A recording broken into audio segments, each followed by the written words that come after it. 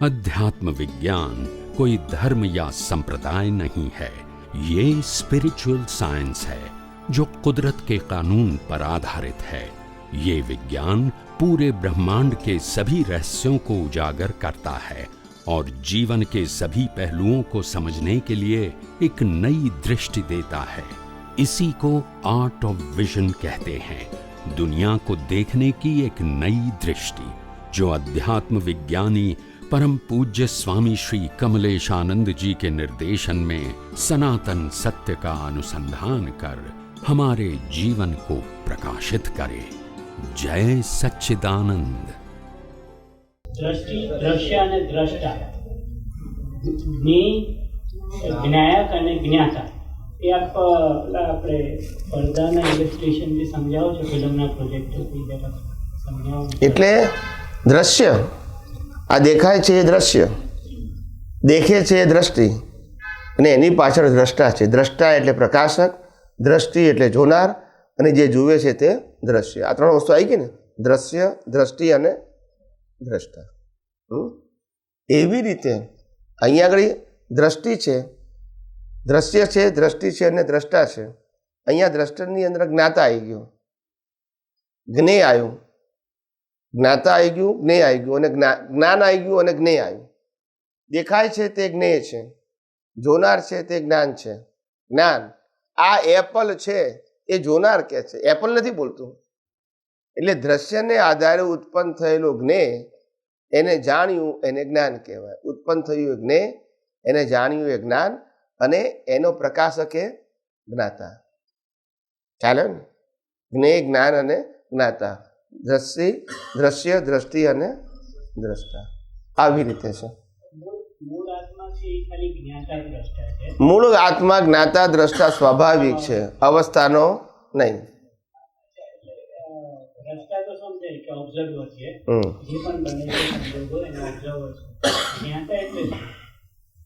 જ્ઞાતા એટલે પોતાનું સ્વરૂપમાં રહેવું તે, અને પોતાના સ્વરૂપમાંથી બહાર નીકળવું તો એ જ્ઞાન। હું જ છું, શું છું?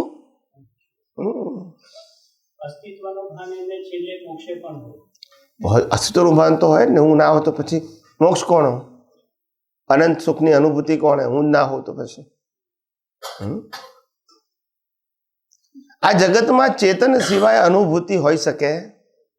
જળને અનુભૂતિ ના હોય, સમજાય છે? પણ ચેતનની સાથે અજ્ઞાન છે તો પ્રતિષ્ઠિત આત્માને પણ અનુભૂતિ હોય, પણ ચેતન ના હોય તો એ ના હોય। ચેતન છે અને અજ્ઞાન છે તો પણ અનુભૂતિ છે, પણ એ અજ્ઞાનની અનુભૂતિ છે, રિલેટિવ સત્યની। પણ એમાંય પણ ચેતનની હાજરી વગર એ પણ અનુભૂતિ, મેં કાલે કીધું હતું કે અજ્ઞાનની અનુભૂતિ, જ્ઞાનની અનુભૂતિ અને વિજ્ઞાનની અનુભૂતિ, આ ત્રણેયની અનુભૂતિ માટે આત્માની હાજરી અનિવાર્ય છે। પણ આત્મા પોતે આ જ્ઞાન, અજ્ઞાન ને વિજ્ઞાનની અનુભૂતિ કરતો એ કેટાલિસ્ટ છે। શું છે? સૂર્યનારાયણ જેમ આખા સૃષ્ટિને પ્રકાશિત કરે છે, અને પ્રકાશની હાજરીમાં ચોર કોઈનું ખિસ્સું કાપે છે, એના માટે સૂર્યનારાયણ જવાબદાર છે। એવી રીતે આત્મા પણ પ્રકૃતિને જે કરવું એ કરે, પ્રકાશ આપે છે, એ પ્રકાશની જવાબદારી આત્માની, કારણ કે પ્રકાશ આપવો એનો સ્વભાવ છે, ક્રિયા નથી। સ્વભાવ, આપો ના આપો એવી ચોઈસ, સ્વભાવ। હવે સ્વભાવમાં તમારે શું ઉપયોગ કરવો છે તમારો પ્રશ્ન છે, પ્રકાશનો પ્રશ્ન છે નથી, સમજાય છે? લાભ બી લઈ શકો, ના પણ લઈ શકો, પણ પ્રકાશ શું કરે? આપણે અત્યારે સૂર્યનારાયણ હોય, બરાબર છે, ચારે કોર ખીલેલા હોય, બરાબર છે। હવે આપણે ટેરેસ ઉપર સોલાર મૂકી દઈએ તો શું થાય? ના કરીએ તો? અને એમાં સૂર્યનારાયણને શું ફેર પડે? અજ્ઞાનની અનુભૂતિ અને જ્ઞાનની અનુભૂતિમાં ફેર એ છે, અજ્ઞાનની અનુભૂતિ એ નેગેટિવિટી છે। શું છે? ખોટું કરવું એને જ જ્ઞાન માનવું, એનું નામ અજ્ઞાન। ચોરી કરવી, જૂઠું બોલવું, મારામારી કરવી, અધર્મ કરવો, એને જ જ્ઞાન માનવું, એનું નામ અજ્ઞાન. ખ્યાલ આવ્યો? અને સારું કરવું એને જ્ઞાન માનવું એનું નામ જ્ઞાન. કોઈને હેલ્પ કરવી, ચોરી ના કરવી, જૂઠું ના બોલવું, ભગવાનની પૂજા કરવી, માળા કરવી, આ બધું જ્ઞાન. પણ આ બંને રિલેટિવ સત્ય છે. હા, તો એ જ હોય ને, તો બીજું શું હોય? એકના માટે જ્ઞાન તો બીજા માટે અજ્ઞાન. એટલે જ્ઞાન અજ્ઞાન બંને રિલેટિવ સત્ય જ છે. ખ્યાલ આવ્યો ને? તમે મહાવીરને માનતા હોય તમારા માટે ભગવાન, કૃષ્ણ ભગવાન નહીં. કૃષ્ણ વાળો કે મારા માટે કૃષ્ણ ભગવાન, મહાવીર નહીં. એ આ જ્ઞાન અજ્ઞાન વ્યૂ પોઈન્ટ જ થયા ને.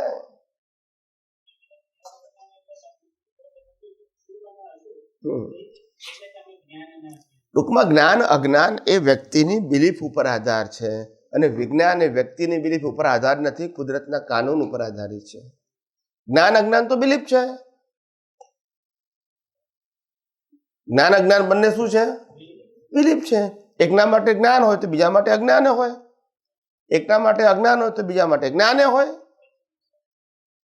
એક કહે છે કે અમે તો ભાઈ રાત્રિ ભોજન ના કરીએ, અમારા માટે જ્ઞાન છે. તો પેલું કહે છે અમારે તો રાત્રે જ ખાવાનું કીધું છે, કૃષ્ણ ભગવાનનો જન્મ જ 12 વાગે થાય છે. બોલતા નથી. તમે શું કરશો? વ્યૂ પોઈન્ટ એ સનાતન સત્ય નથી, ને આખું જગત વ્યૂ પોઈન્ટ થી ચાલે છે. So you go beyond the view point, it's a universal truth. And with the help of universal truth, you solve your all kind of puzzle permanently. સનાતન સત્યથી કોઈ પણ પઝલનું સોલ્યુશન પરમેનન્ટ બને. રિલેટિવ સત્યથી પઝલ બદલાય પણ solution મળે નહીં. આજે આને માનતા હો તો કાલે પછી આને માનો, નહીં તો પરમ દિવસે આને માનો, નહીં તો પેલાને માનો, પણ માનો ખરા. શું કીધું? ક્યારે આવ્યો કે નહીં? અને આ વિજ્ઞાનમાં તો કોઈને માનવા ના માનવાનો પ્રશ્ન આવતો नहीं. फॉर्मेट જ ના જોઈએ આપણે. समझिए अभी जो हमको दर्द होता है, समझो हमको यहाँ पे टच किया ऐसा, तो दर्द होता है, तो जड़ को तो कोई दर्द होता नहीं है. तो ये दर्द किसको हो रहा है? हमको ऐसा लग रहा है कि दर्द हो रहा है, या हम लोग खाना खा रहे हैं, जो गुलाब जामुन खाया हमको टेस्ट लग रहा है, एक्चुअली जड़ को तो होता नहीं है. हाँ, फिर जड़ तो अचेतन है. तो और चेतना को भी होता नहीं है. तो ये किसको हो रहा है? क्यों हमको लगता है कि ऐसा दर्द हो रहा है, या ऐसा हम लोग हमको लगता है ऐसा जैसा ये किया तो हमको ही लगा हमको ही हो रहा है. दर्द बिलीफ को हो रहा है, तो फिर हमको ऐसा क्यों लगता है मुझे हुआ है, ऐसा दर्द होता है? वो बिलीफ लेकर आए हैं ना. बिलीफ में ऐसा दर्द होता है? तो फिर अच्छा. दर्द प्रकृति को नहीं होता है, प्रकृति के माध्यम से बिलीफ को होता है. और हमको लगता है फिजिकली हो रहा है करके. बस भ्रांति. શું કીધું? आप बोल रहे समझ में आ रहा है भ्रांति है करके, मगर इधर हमको लग रहा है कि दर्द हो रहा है ऐसा. वो भी भ्रांति है. अच्छा, फिजिकली हो रहा है उसको भी भ्रांति. हाँ, पूरा जला दिया जाए तो भी रोता नहीं है, बोलता नहीं है. हाँ जी, वो बराबर है, वो समझ में आता है. थोड़ा थोड़ा लगता है तो लगता है, जला दो तो कोई तकलीफ नहीं. चेतन को भी नहीं लग रहा, जड़ को भी नहीं लग रहा, तो किसको दर्द हो रहा है? इसीलिए तो बोला मैंने, रॉन्ग बिलीफ. इसी को तो होता है, और किसको होगा? दर्द किसको होता है? इसी को तो होता है. अज्ञान अहंकार. अज्ञान अहंकार को सुख होता है, दुख होता है. आप समझे ना? एक कहता है कि मैं सत्ता संपत्ति संबंध और साधन मेरे को बहुत होगा तब मैं सुखी हो जाऊंगा, और मिलेगा तो सुख महसूस होगा. एक कहता है मेरे पास सत्ता संपत्ति संबंध और साधन है, वही दुख का कारण है, तो मैं तो दीक्षा ले लेता हूँ तब सुख मिलेगा. तो कौन सही कौन गलत? बिलीफ भी तो है, बिलीफ भी तो है ना. एक कहता है मैं शादी करूंगा तब सुखी होऊंगा, एक कहता है नहीं करूंगा तो सुखी होऊंगा. ये क्या है? एक कहता है मेरे को बच्चा है इसीलिए दुखी हूँ, दूसरा कहता है मेरे को बच्चा नहीं है इसलिए दुखी हूँ. ये क्या है? बिलीफ ही तो है. बिलीफ ही तो सफरिंग है ना, सफरिंग नहीं है, बिलीफ है. भुगतान अलग चीज होती है और सफरिंग अलग चीज होती है. भुगतान का मतलब होता है कर्म का फल, मगर कर्म का फल किस प्रकार से आप बिलीव करते हैं उसी प्रकार से आपको भुगतान फील होती है. आप समझे? कोई नौकर आपके घर में काम करता है और ठंडी का दिन है, वो बेचारा बाहर सो जाता है खटिया के ऊपर. तो ठंडी में आपने कहा कि एक ऐसा काम करो, ठंडी की मौसम है तो दरवाजा के अंदर आप सो जाओ, तो उनको क्या लगेगा? अच्छा लगेगा. और जो लोग बेडरूम में बैठा है उसको दरवाजे पे सोलाओ तो क्यों? तो सुख दुख क्या है? पक्का? पक्का पक्का। कोई मंदिर के बाहर जाते हैं, कोई भिखारी को मैंने 5 रुपया दिया तो उसको क्या लगेगा? अच्छा लगेगा। और कोई व्यक्ति BMW में से उतरेगा, उनको 5 रुपया दूंगा तो क्यों? मैंने तो कुछ दुख दिया नहीं है, बिलीफ ही तो है ना। तो दुनिया में सुख दुख वो बिलीफ है, सुख दुख हकीकत नहीं है। एक कहता है मेरे को मकान लेने में आनंद आएगा, एक कहता है बेचने में आएगा। अभी कौन सही? बैंक कहता है हम ज्वेलरी पहनते हैं तो अच्छा लगता है, दुकानदार कहते हैं मैं बेचूंगा तो मेरे को सुख मिलता है। अभी कौन सही? सबकी अपनी अपनी क्या है? एक कहता है मैं इतना लेट खाना खाने का, ये सब खाना ठंडा हो गया, मैं नहीं खाऊंगा। आप समझे? गर्म करूंगे तो भी नहीं खाऊंगा, अभी तो खराब हो गया। तो उसको खाना देंगे लास्ट खाना तो वो नहीं खाएंगे, और भिखारी को देंगे तो इसको सुख होगा दुख होगा? तो सबकी क्या है?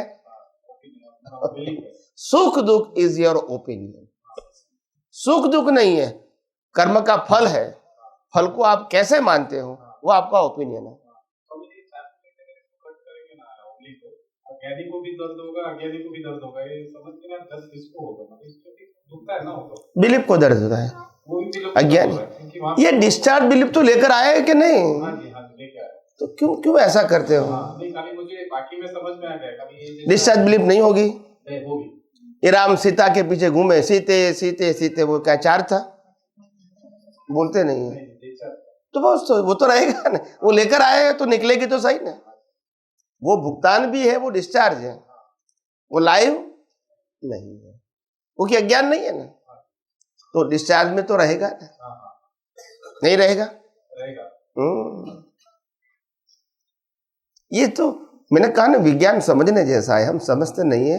ये बहुत ब्रॉड विजन है उसके अंदर। ये सिंपल, जिसका सिंपल समझते, सिंपल नहीं है। समझने के लिए समय चाहिए। क्या चाहिए? ऊपर ऊपर से तो समझ में आ जाता है, फिर डीप में जाना पड़ेगा। इसी को तो हम साइंस कहते हैं। साइंस का मतलब शब्द नहीं है, शब्द से ऊपर जाना पड़ेगा। शब्द तो एक मीडिया है, इसे ऊपर जाना पड़ेगा, तभी वो रियलाइजेशन के रूप में आप आगे जा सकते हैं। शब्दों से सिर्फ नहीं जा सकते, आप समझे ना। शब्द एक माध्यम है।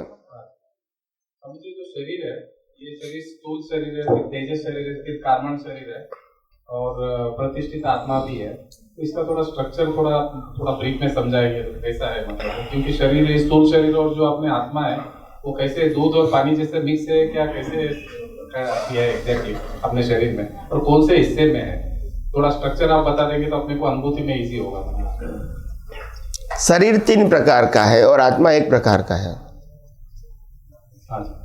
शरीर 3 प्रकार का है, स्थूल, सूक्ष्म और कारण। क्या बताया? स्थूल, सूक्ष्म और कारण। ये दिखता है वो स्थूल है। क्या है? हाँ। और इसके पीछे जो डिस्चार्ज अंतस्करण है वो सूक्ष्म है। मन बुद्धि चित्त का डिस्चार्ज वो सूक्ष्म है, वो बाहर दिखता नहीं है। उसके पीछे लाइव प्रतिष्ठित आत्मा है, वो कारण है। स्थूल, सूक्ष्म और 3 प्रकार की अवस्थाएं हैं। समझ में आया? ये तीनों शरीर ही है। शरीर ही तो है। और इसीलिए कहा स्थूलतम से सूक्ष्मतम सुधीर की तमाम संसारी अवस्थाओं का मैं ज्ञाता दृष्टा मात्र हूँ, टंकोत्कीर्ण हूँ, आनंद स्वरूप हूँ। आप समझे ना? तो हर प्रकार की स्थूल, सूक्ष्म और कारण, तीनों प्रकार की अवस्थाओं को मैं देखने और जानने वाला हूँ, और मैं उनसे मुक्त हूँ। समझ में आया? हाँ। तो मरने के बाद भी ये दोनों शरीर साथ में चलते हैं? कौन सा? तेजस और कारण? नहीं, एक ही रहता है, कारण। कारण तेजस शरीर बॉडी चलाने के लिए है, वो कॉज इफेक्ट थोड़ा है। नहीं। ये कई शास्त्रों में लिखा है, ठीक है, अपने व्यू पॉइंट से दे आर राइट, प्रिंसिपल नहीं है। वो फिजिकल बॉडी चलाने के लिए तेजस शरीर होता है। और कारण शरीर से तो बॉडी मिलती है, तेजस शरीर से मिली हुई बॉडी चलती है। जैसे हवा लेते हैं, पानी लेते हैं, खुराक लेते हैं, तो उनको डाइजेस्ट करना पड़ता है ना, तो इसके लिए हीट चाहिए, ये बॉडी वार्म चाहिए, टेम्परेचर। तो ये सब, इसको इलेक्ट्रिकल बॉडी बोलते हैं। क्या बोलते हैं? इलेक्ट्रिकल बॉडी से हमारी फिजिकल सिस्टम चलती है। जो डॉक्टरी भाषा में। इससे कॉज इफेक्ट से कोई मतलब नहीं। कॉज इफेक्ट अलग चीज है। कॉज इफेक्ट दोनों कारण शरीर में रहता है। हाँ, वो कॉज होता है, फिर इफेक्ट होती है through the body. Nature will give the effect, physical body में आ जाता है। हाँ, इनके माध्यम से। आप समझे? हर कोई चीज हम फिजिकल ही तो सफरिंग करते हैं। आपको किसी ने पैसा दिया ₹1,00,000, वो फिजिकल नहीं है? किसी ने दिया तो क्या लगेगा आपको? किसी ने आपको ₹1,00,000 दिया तो क्या लगेगा? अच्छा लगेगा। और ले लिया तो अच्छा नहीं लगेगा। तो दोनों फिजिकली है ना? दोनों physical। बस तो फिर सब फिजिकली तो है। फिजिकली को तो हम मानते हैं, सफरिंग मानते हैं ना। यही तो अज्ञानता है। फिजिकली अज्ञानता, फिजिकली सफरिंग, वो अज्ञानता क्यों है? क्योंकि एक्चुअली फिजिकली जो चीज बनती है, मन वचन काया तीनों फिजिकल है, वो हिसाब है। मगर हम इसको हिसाब नहीं मानते हैं। हम इसको अपना भुगतान मानते हैं कि मैंने भुगतान किया सुख का और दुख का। अगर दुख का किया तो ऐसा नहीं चाहिए, सुख का किया तो ऐसा बार बार चाहिए। यही तो हमारी अज्ञानता है। समझ में आया कि नहीं आया? प्रश्न ये नहीं है कि आप दुनिया में रहते हैं, प्रश्न में ये नहीं है कि आपको क्या फैसिलिटी मिलती है। जैसे एक कंपनी में आप काम करते हैं तो कंपनी ने टर्म्स एंड कंडीशन रखी कि आपकी ये qualification, you are the chartered accountant, तो हम आपको पैकेज देते हैं कि हर रोज आपको घर पे गाड़ी लेने के लिए आएगी, छोड़ने के लिए आएंगे। हर रोज आपको एक कैबिन मिलेगी परमानेंटली एयर कंडीशन वाली, आपको 2-4 असिस्टेंट मिलेंगे, खाना पीना नाश्ता सब कुछ यहाँ मिलेगा। आप समझे ना? कंप्यूटर, टीवी सब कुछ मिलेगा, मोबाइल भी यूज करने को मिलेगा और टीवी भी देखने को मिलेगा, सब कुछ मिलेगा। This is the facility, okay. मगर सैलरी नहीं मिलेगा। बोलते नहीं है, चलेगा ना? तो दुनिया में क्या होता है? हम जीते हैं, जन्म लेते हैं, जीते हैं, मरते हैं। आप समझे ना? संबंध पाते छोड़ जाते हैं, पैसा पाते छोड़ जाते हैं, संपत्ति पाते छोड़ जाते हैं, जॉब भी तो करते हैं विदाउट सैलरी। क्या ले जाने का?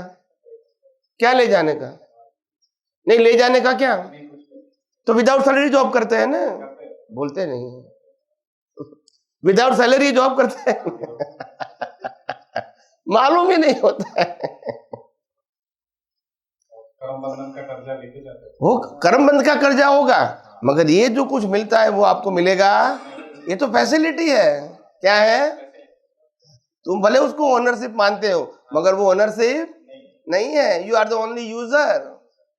कुदरत ने जो कुछ भी दिया है उसका आप यूजर हो सकते हैं, ओनर आप मानोगे तो भी नहीं आएगा साथ में। समझ में आया? तो जन्म से मौत तक कुदरत हमको जो कुछ भी देती है, सत्ता के रूप में, संपत्ति के रूप में, साधन के रूप में, संजोगों के रूप में, जो कुछ भी देती है, ये सब क्या है? We are the only user but not owner. जो मिला है वो छोड़कर ही जाना है, और शरीर भी मिला है वो भी बस।